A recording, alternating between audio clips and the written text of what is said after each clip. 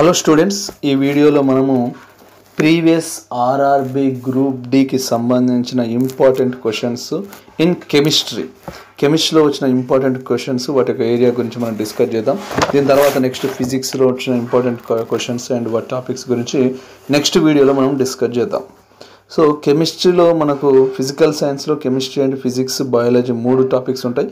So మనం topic వైజ్గా చేద్దాం. ఇందులో మాత్రం నేను కెమిస్ట్రీలో ఇంపార్టెంట్ టాపిక్స్, దాంట్లో ఇంపార్టెంట్ చాప్టర్లోని ఇంపార్టెంట్ టాపిక్ గురించి మనము ఈ వీడియోలో క్లియర్గా మనం డిస్కస్ చేయబోతున్నాం. ఓకేనా? ముఖ్యంగా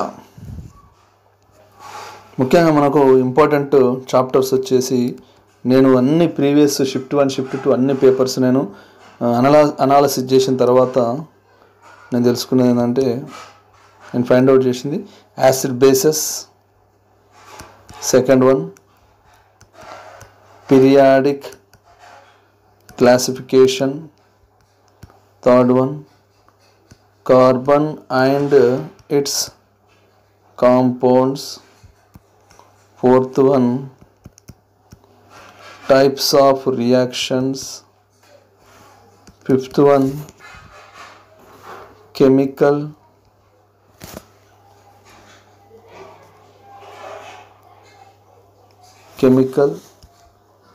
formula, next chemical bond, seventh one solutions. ఈ చాప్టర్స్ నుండి ఎక్కువ క్వశ్చన్స్ అయితే కవర్ కావడం జరిగింది. ఈ చాప్టర్లో మళ్ళీ ఇంపార్టెంట్ ఏరియాస్, ఆ చాప్టర్ వైజే ఇంపార్టెంట్ ఏరియాస్ ఒకసారి డిస్కషన్ అయితే చేద్దాం. సో 1 by 1 ఫస్ట్ ఏంటి, యాసిడ్, బేస్ అండ్ సాల్ట్స్లో మనకు చూసుకున్నట్లయితే దీంట్లో ఎక్కువ క్వశ్చన్స్ pH బేస్ చేసుకుని అయితే క్వశ్చన్స్ అయితే జరగడం జరిగింది. pH ఓకేనా? మీకు ఏదైనా ఒక సబ్స్టెన్స్ ఇచ్చి దాని యొక్క pH వాల్యూ ఎంత అంటాడు. కొన్నిసార్లు డైరెక్ట్ బ్లడ్ యొక్క pH ఎంత అంటాడు, 7.4. ఇది మినిమం మీరు గుర్తుపెట్టుకోవాల్సింది. సపోజ్ రెయిన్ వాటర్ pH ఎంత అంటాడు, 5.6. రెయిన్ వాటర్ pH ఎంత, 5.6. Blood pH 5.4. మళ్ళీ దీంట్లోనే హైయెస్ట్ pH దేనికి ఉంటుంది, లోయెస్ట్ pH దేనికి ఉంటుంది, దీనిపైన క్వశ్చన్స్ అయితే ప్రీవియస్లో చాలాసార్లు అడిగిండు. ఓకేనా? మీ అందరికీ తెలుసు 1 to మనకు pH వాల్యూ 1 to 6, 7 బిలో ఉంటే దాన్ని యాసిడ్ అంటాం, 7 to 14 ఉంటే బేస్. ఓకేనా? ఎగ్జాక్ట్ 7 ఉంటే దాన్ని న్యూట్రల్ అంటాం. ఓకేనా? నెక్స్ట్ వీటిపైన చాలా వరకు యాసిడ్ బేస్లో క్వశ్చన్స్ రావడం జరిగింది. నెక్స్ట్ దీంట్లోనే యూజెస్ ఆఫ్ యాసిడ్స్ నుంచి కూడా క్వశ్చన్ వచ్చింది. Uses of acid and base, ఇది కూడా జాగ్రత్త చూసుకోండి. Uses of acid and base, ఒక్కొక్క యాసిడ్ మనం ఎక్కడ యూజ్ చేస్తాం, HCl యొక్క యూజ్ ఏంటి, HNO3 యూజ్ ఏంటి, బోరిక్ యాసిడ్ యూజ్ ఏంటి. బోరిక్ యాసిడ్ మనం డిస్కస్ చేసినాం కదా, ఐ ఇరిటేషన్స్ వచ్చినప్పుడు బోరిక్ యాసిడ్ అప్లై చేస్తారు. నెక్స్ట్ బేసెస్ యొక్క ఇంపార్టెంట్ అండ్ యూజెస్, వాటి గురించి కూడా క్వశ్చన్స్ అయితే రావడం జరిగింది. నెక్స్ట్ ఇండికేటర్స్, అంటే యాసిడ్ను బేస్ను ఐడెంటిఫై చేయడం కోసం, వాటిని ఫైండ్ అవుట్ చేయడం కోసం ఇండికేటర్ యూజ్ చేస్తారు. మనకి ఇండికేటర్స్ జనరల్గా ఫినాప్థలిన్ ఇండికేటర్ ఒకటి అండ్ మిథైల్ ఆరెంజ్ రెడ్, ఈ 2 ఇండికేటర్స్ యూజ్ చేస్తారు. ఫినాప్థలిన్ ఇండికేటర్ అనేది యాసిడ్స్ తోటి యాసిడ్లో కలర్లెస్. ఓకేనా? అదే బేసెస్ అయితే పింక్ కలర్ ఇస్తుంది. ఫినాప్థలిన్ బేసెస్ తోటి ఏ కలర్ ఇస్తుంది, పింక్ కలర్. యాసిడ్ తోటి ఏంటి, కలర్లెస్. అదే మిథైల్ ఆరెంజ్ రెడ్ అయితేనేమో యాసిడ్స్ తోటి ఏమో పింక్ కలర్ ఇస్తుంది, బేసెస్ తోటి ఎల్లో కలర్ ఇస్తుంది. ఇవి ఇండికేటర్స్ యూజెస్, pH బేస్ చేసుకొని మనకు మ్యాక్సిమం క్వశ్చన్స్ యాసిడ్ బేస్ నుంచి అయితే రావడం అయితే జరిగింది. నెక్స్ట్ సెకండ్ చాప్టర్ వచ్చేసి మనకు పీరియాడిక్ క్లాసిఫికేషన్. ఓకేనా? పీరియాడిక్ టేబుల్ ఆర్ పీరియాడిక్ క్లాసిఫికేషన్లో నుండి మనకు మేజర్గా క్వశ్చన్ వచ్చింది ఏంటంటే, మొత్తం టోటల్ క్లాసిఫికేషన్ ఆల్రెడీ నేను క్లియర్గా చాప్టర్లో నేను డీటెయిల్గా ఇవ్వడం జరిగింది. మనకు మొట్టమొదటిసారిగా వచ్చింది, ఓకేనా, లావైజర్ క్లాసిఫికేషన్, దాని తర్వాత డాబర్నీర్, న్యూల్యాండ్ యాక్టివ్, ఓకేనా, లోథర్మేర్ క్లాసిఫికేషన్, మెండలీఫ్ క్లాసిఫికేషన్, లాస్ట్కి వచ్చింది మోస్లే పీరియాడిక్ టేబుల్, దాన్ని మోడ్రన్ పీరియాడిక్ టేబుల్ అంటారు. వీటన్నిటిని బేస్ చేసుకొని దేనిపైన ఏది అది ఏది ఎప్పటి వరకు అప్లికేబుల్ అయింది, ఏది ఎన్ని మెటల్స్కి ఇది అప్లికేబుల్ అయింది అనేది క్లియర్గా క్వశ్చన్ అయితే రావడం అయితే జరిగింది. Next Mendeleev and modern periodic table నుండి మాత్రం గ్రూప్స్ అండ్ పీరియడ్ అయితే చాలాసార్లు అడిగాడు. ఇందులో మెండలీఫ్ అండ్ పీరియాడిక్ టేబుల్ ఓకేనా, all periodic tables, all periodic table or classification దేనిపైన డిపెండ్ అయిందంటే అటామిక్ మాస్ పైన డిపెండ్ అయింది. దేనిపైన డిపెండ్ అయింది? Atomic mass. ఎక్సెప్ట్ ఓకేనా, మోడర్న్ పీరియాడిక్ టేబుల్ మాత్రం వచ్చేసి మనకి దేనిపైన డిపెండ్ అయిందంటే అటామిక్ నెంబర్ పైన డిపెండ్ అయింది. దేనిపైన డిపెండ్ అయింది? Atomic number. రిమైనింగ్ అన్నీ కూడా దేనిపైన డిపెండ్ అయినాయి? Atomic mass. ఇది మనకు పీరియాడిక్ క్లాసిఫికేషన్లో ఇంపార్టెంట్ అండ్ క్వశ్చన్ రావడానికి వచ్చే ఇంపార్టెంట్ ఏరియా. నెక్స్ట్ అదే రకంగా చూసుకున్నట్లయితే మనకు దీంట్లోనే పీరియాడిక్ క్లాసిఫికేషన్లో మెటల్స్ ఎన్ని, మెటల్ ఏంటి, నాన్ మెటల్ ఏంటి, ఓకేనా, ఇది కూడా మీకు క్లియర్గా ఇచ్చాను. మనకి ఎస్ బ్లాక్ ఎలిమెంట్ తీసుకున్నట్లయితే మొత్తం మెటల్సే ఉంటాయి, సాఫ్ట్ మెటల్స్ ఎక్సెప్ట్ హైడ్రోజన్. అన్ని ఎస్ బ్లాక్ ఎలిమెంట్స్ అన్నీ కూడా మెటల్స్. అదే రకంగా పీ బ్లాక్ తీసుకున్నట్లయితే నాన్ మెటల్, మెటలాయిడ్స్ 3 ఉంటాయి. ఓకేనా, దీంట్లో మెటల్ ఏది, నాన్ మెటల్ అనే క్వశ్చన్ కూడా మనకి పీరియాడిక్ క్లాసిఫికేషన్ నుంచి అయితే రావడం అయితే.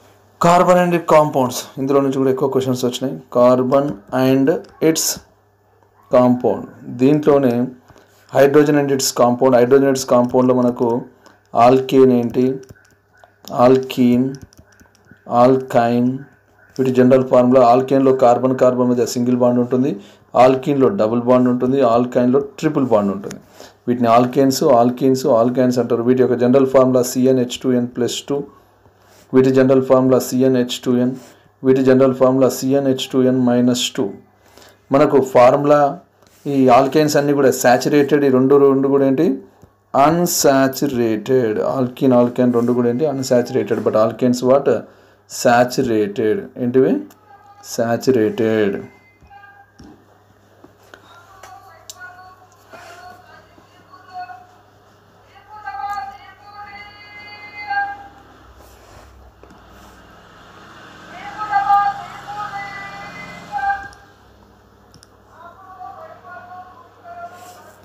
నెక్స్ట్ ఈ కార్బోనేటెడ్స్ కాంపౌండ్లో ఇంకొక ఇంపార్టెంట్ టాపిక్ ఏంటంటే అలోట్రోపీ నుండి కూడా చాలా వరకు క్వశ్చన్స్ అయితే రావడం జరిగింది.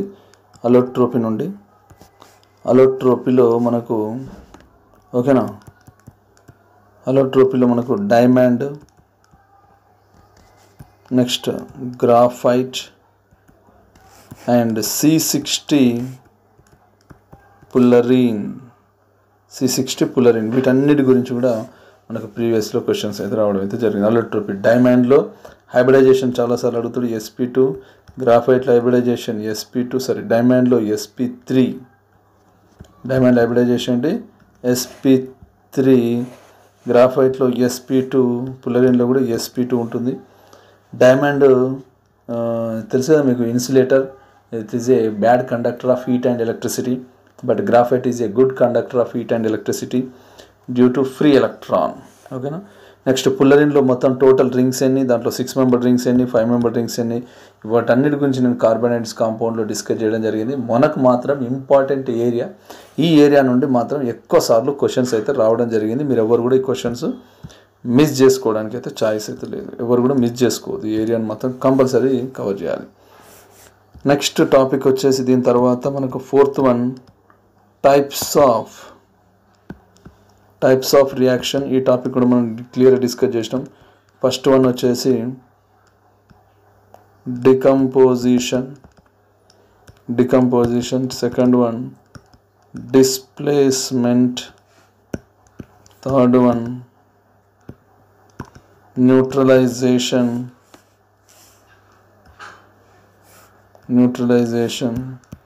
Fourth one double displacement. వీటన్నిటి గురించి ఖచ్చితంగా ఒక క్వశ్చన్ అయితే గ్యారంటీగా అయితే రావడం అయితే జరిగింది. మీ అందరికీ తెలుసు డికంపోజిషన్ బెస్ట్ ఎగ్జాంపుల్, కాల్షియం కార్బోనేట్ని హీట్ చేస్తే మీ అందరికీ ఏమొస్తుంది, మనకేమొస్తుంది, CaO+CO2. ఇదే డికంపోజిషన్ రియాక్షన్. ఒక కాంపౌండ్ హీట్ చేసినప్పుడు 2 or more న్యూ కాంపౌండ్స్ రావడాన్ని డికంపోజిషన్ అంటారు. డిస్ప్లేస్మెంట్ అంటే ఏంటంటే, ఫర్ ఎగ్జాంపుల్ HCl తీసుకొని దానికి జింక్ యాడ్ చేసిన ఏమవుతుంది, ZnCl2 హైడ్రోజన్ అనేది డిస్ప్లేస్ అవుతుంది. ఇది డిస్ప్లేస్మెంట్. న్యూట్రలైజేషన్ ఏంటి? యాసిడ్ ఉండాలి, ఇంకోటి ఏముండాలి? బేస్. యాసిడ్ బేస్ రెండు రియాక్ట్ అయితే మనకి ఏమవుతుంది? NaCl plus salt and water వస్తుంది. ఇది neutralisation. Double decomposition ZnCl2 plus KOH తీసుకున్నాం అనుకో, ఇందులో క్యాటయాన్, ఇది యానయాన్, క్యాటయాన్ యానయాన్ మొత్తం కలిసి మనకు జింక్ హైడ్రాక్సైడ్ ప్లస్ KCl అయితే రావడం అయితే జరుగుతుంది. KCl ఇది double decomposition or double displacement. ఈ టైప్స్ ఆఫ్ రియాక్షన్ నుంచి కూడా మనకు ఇంపార్టెంట్గా చాలాసార్లు క్వశ్చన్స్ అయితే రావడం అయితే జరిగింది. Next important oxidation and reduction. దీని నుండి కూడా మనకు ప్రీవియస్లో చాలాసార్లు క్వశ్చన్ అయితే రావడం అయితే జరిగింది.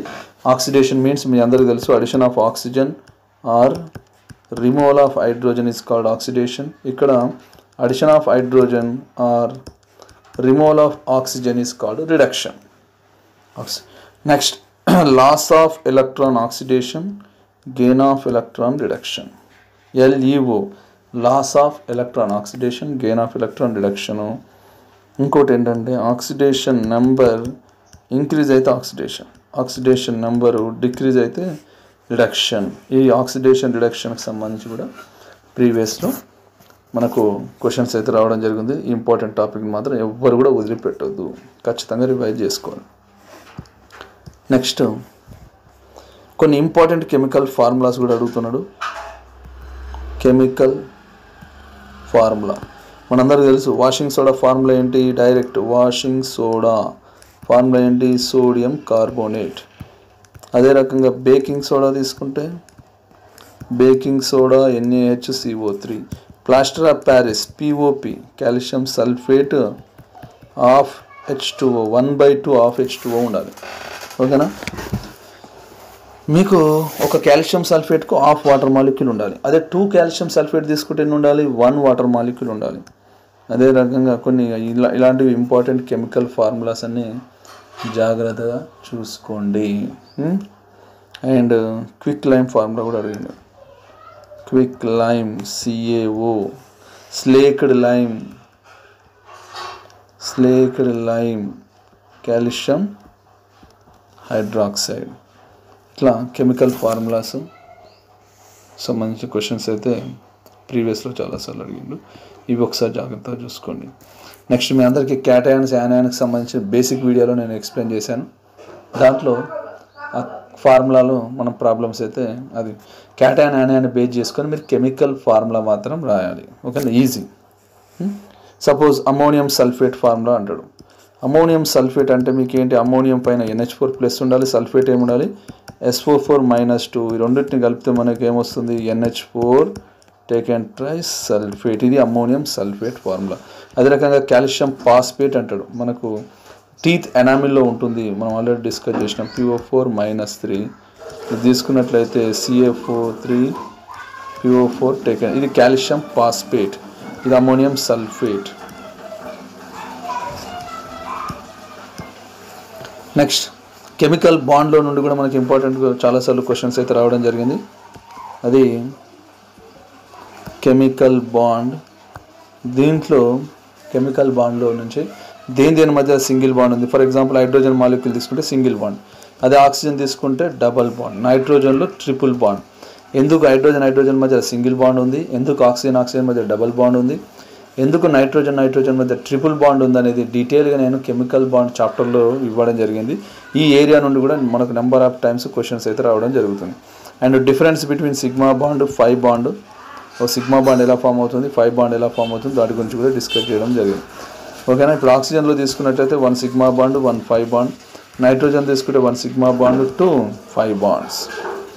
ఇవి ఈ ఏరియా నుండి కూడా మనకు కెమికల్ బాండ్లో క్వశ్చన్స్ అయితే రావడం అయితే జరిగింది. నెక్స్ట్ అయానిక్ బాండ్ దేని ద్వారా ఫామ్ అవుతుందని అడిగాడు. అయానిక్ బాండ్ దేని ద్వారా వస్తుంది?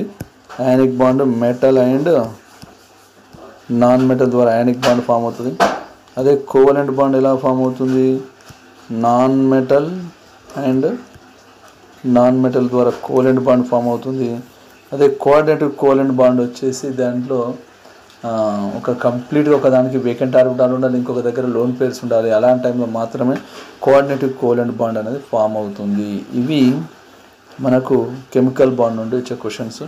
నెక్స్ట్ కొన్నిసార్లు హైబ్రిడైజేషన్ కూడా అడుగుతుండు. హైబ్రిడైజేషన్ సంబంధించి నేను కూడా కెమికల్ బాండ్లో ఇవ్వడం జరిగింది. ఇంకా ఎవరికైనా డౌట్ ఉంటే నాకు పర్సనల్గా మీరు తెలుసుకోవచ్చు. Very simple hybridisation. ఓకే, అది ఇక్కడే చెప్తా. హైబ్రిడైజేషన్ సపోజ్ మీథేన్ తీసుకున్నాం. దీని హైబ్రిడైజేషన్ ఏమవుతుందని చెప్పాను. దీని గ్రూప్ నెంబర్ కూడా గుర్తుంటే చాలు మనకు. 1 2 3 4 ఎన్ని హైడ్రోజన్స్ ఉన్నాయి ఇక్కడ? 4 బాండ్స్ ఉన్నాయి కాబట్టి ఎప్పుడైనా గుర్తుపెట్టుకోండి 3 వచ్చింది అంటే హైబ్రిడైజేషన్ P2 CH4. దీని hybridisation suppose total bond pair lone pairs 3 ఉంది అంటే hybridisation sp2. Total bond pair lone pair 5 అయితే 4 అయితే sp3, 5 ఉంటే sp3d, 6 ఉంటే sp3d2. ఇవి క్వశ్చన్స్ రావడానికి అయితే ఛాన్స్ ఉంది. CH4 దీని హైబ్రిడైజేషన్ కనుక్కోవాలంటే మనకు బాండ్ పేరు ప్లస్ లోన్ పేరు టోటల్ 3 అయితే sp2, 4 అయితే sp3, 2 ఉంటే sp, 5 అయితే sp3d. ఇప్పుడు మీథేన్ తీసుకున్నట్లయితే 1 2 3 4 1 2 3 4 హైడ్రోజన్స్ ఉన్నాయి కాబట్టి sp3. అదే రకంగా వాటర్ తీసుకుంటే వాటర్లో హైబ్రిడైజేషన్ ఏమవుతుంది? సెంట్రల్ ఎలిమెంట్ అంటే సింగిల్గా ఉండేది సెంట్రల్ ఎలిమెంట్ కింద తీసుకుంటే ఇప్పుడు ఆక్సిజన్ కాబట్టి 1 2 3 4 5 6. ఎందుకు? దాని గ్రూప్ నెంబర్ 4 కాబట్టి 6 కాబట్టి 6 తీసుకోవాలి. ఇప్పుడు టోటల్ బాండ్ పేర్స్ ఎన్ని ఉన్నాయి? 2. లోన్ పేర్స్ ఎన్ని ఉన్నాయి? 2. టోటల్ 4 కాబట్టి హైబ్రిడైజేషన్ ఏమవుతుంది? మళ్ళీ sp3. ఓకే, ఈ చిన్న కాన్సెప్ట్ బేస్ చేసుకొని మీరు హైబ్రిడైజేషన్ నుండి ఏ క్వశ్చన్ ఇచ్చినా కానీ చేయొచ్చు. Next last and final topic solutions. ఓకేనా? సొల్యూషన్లో మనకు జనరల్గా ఆస్మాసిస్ నుండి ప్రీవియస్లో చాలాసార్లు క్వశ్చన్ రావడం జరిగింది. And saturated solution, unsaturated solution వీటన్నిటి నుండి క్వశ్చన్స్ అయితే రావడం అయితే జరిగింది. నెక్స్ట్ హోమోజీనియస్ సొల్యూషన్ ఏంటి, హెట్రోజీనియస్ సొల్యూషన్ ఏంటి, వాటి మధ్య డిఫరెన్స్ ఏంటి, అండ్ కొలాయిడల్ సొల్యూషన్స్ అదొకసారి జాగ్రత్తగా చూసుకోండి. కొలాయిడల్ సొల్యూషన్స్లో కొలాయిడల్స్కు, ట్రూ సొల్యూషన్స్కు, సస్పెన్సెస్కు మధ్య డిఫరెన్స్ నేను అంత క్లియర్గా సొల్యూషన్ చాప్టర్లు ఇవ్వడం అయితే జరిగింది. ఒకసారి డీటెయిల్గా ఆ వీడియో చూడండి. True solution, suspension, colloidal solution. Next colloidal solution యొక్క ప్రాపర్టీస్ మీద కూడా క్వశ్చన్ రావడం జరిగింది. దాంట్లో ఎస్పెషల్గా టిండాల్ ఎఫెక్ట్, బ్రౌనియన్ మూమెంట్, ఓకేనా, ఏ విధంగా ఫామ్ అవుతుంది వాటన్నిటి గురించి, కొలాయిడ్ టైప్స్ ఆఫ్ కొలాయిడ్స్ దాంట్లో నుంచి కూడా క్వశ్చన్స్ అయితే రావడం అయితే జరిగింది. ఇవి కెమిస్ట్రీ నుండి important chapters and important topics.